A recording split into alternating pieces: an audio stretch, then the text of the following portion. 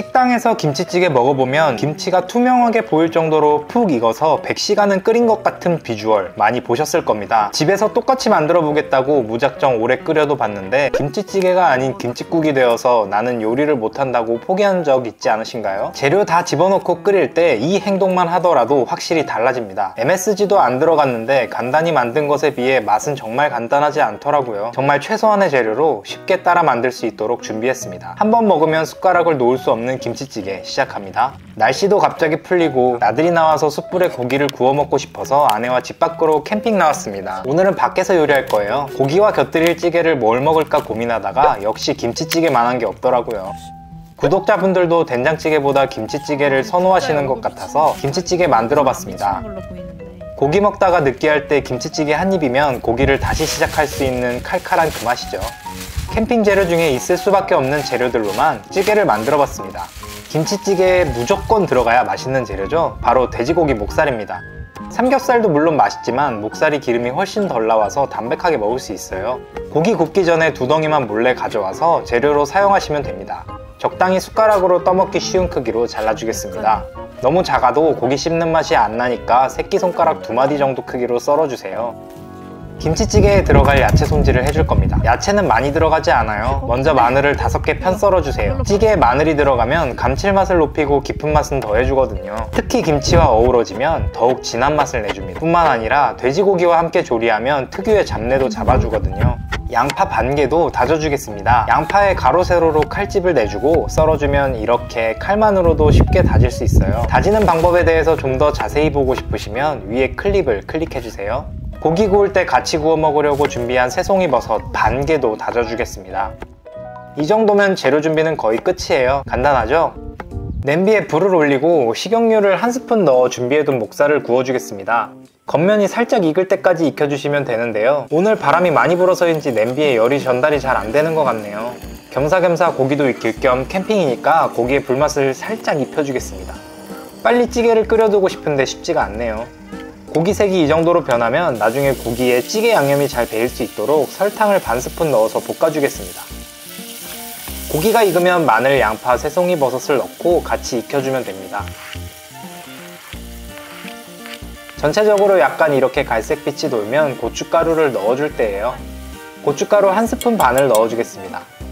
지금 사용하는 스푼은 작은 스푼이라서 3스푼 넣었는데 큰 숟가락을 사용하시면 1스푼 반 정도가 적당하더라고요. 고추기름이 나올 수 있게 약불로 살살 볶아주겠습니다. 이렇게 고기에 고춧가루가 묻고 냄비 안쪽에 빨간 기름이 이렇게 묻은 게 보인다 싶을 때 고기가 살짝 찰랑거릴 정도로 물을 넣어주겠습니다.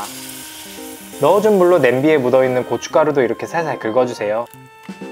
그래서 도대체 김치는 언제 넣냐고요? 고춧가루를 다 긁고 물이 끓어오르면 바로 김치를 넣을 타이밍입니다.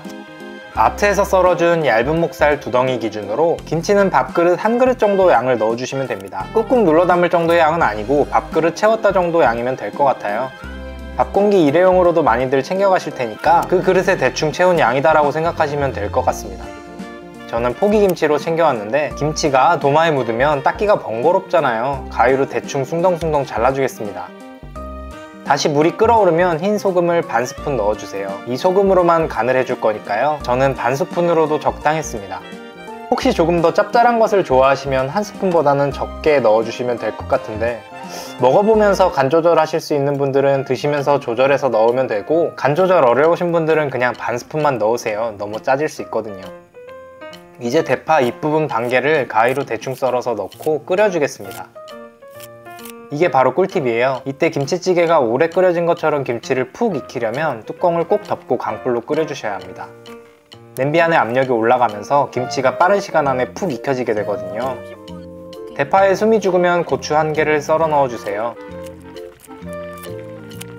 두부 반모도 이렇게 썰어서 넣어주겠습니다. 아참, 나머지 대파도 까먹을 뻔했네요. 다 넣고 마지막으로 뚜껑을 덮고 10분 푹 끓여주겠습니다. 뚜껑을 덮고 10분씩 2번 끓였나요? 이제 찌개는 잠시 불을 꺼두고 고기를 구우시면 될 것 같습니다. 저는 장어를 구웠어요. 장어를 다 굽고 먹을 때쯤 되니까 찌개가 생각나더라고요. 조금 식어있는 찌개를 뚜껑을 덮은 상태로 한 번 더 끓여주겠습니다. 한 번 식히고 먹기 전에 다시 끓여서 먹으면 바로 이런 비주얼이 나오거든요. 이게 바로 음식점 김치찌개 아닌가요? 김치가 아주 푹 익어서 투명한 게 입에서 아주 고기와 살살 녹습니다. 진짜 역대급 김치찌개 맛이었어요. 간을 위해 들어간 것은 김치와 소금뿐인데도 말이죠. 너무 간단한 재료로도 쉽게 만들 수 있어서 좋지 않나요? 혹시나 집에서도 간단하게 찌개와 밥 먹고 싶을 때 흰쌀밥에 이 김치찌개만 있어도 한 끼 뚝딱 먹을 수 있거든요. 찌개 만드는 거 정말 어렵지 않으니까요. 알려드린 방법으로 하나씩 따라해보세요. 너무 쉽고 빠르게 만들 수 있거든요. 한번 영상을 보고 나서 떠나버리면 다시 만나기 어려우니까요. 앞으로도 맛있는 레시피와 필요한 살림 정보를 얻기를 원하시면 구독, 좋아요 한 번씩 눌러주세요. 그러면 식사 맛있게 하세요.